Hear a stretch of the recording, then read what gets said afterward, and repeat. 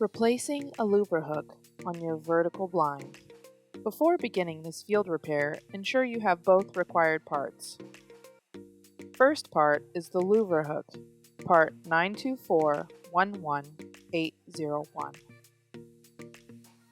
The second required part is the hook removal pliers, part 9555-9000.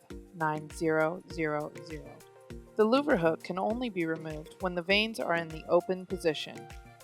Before beginning repair, ensure the vanes are in the open position. To remove the louver hook, squeeze the pliers at the bottom of the hook to disengage the clips. Once disengaged, pull the hook out and replace with new. Be sure to install in the open position, and your field fix is complete.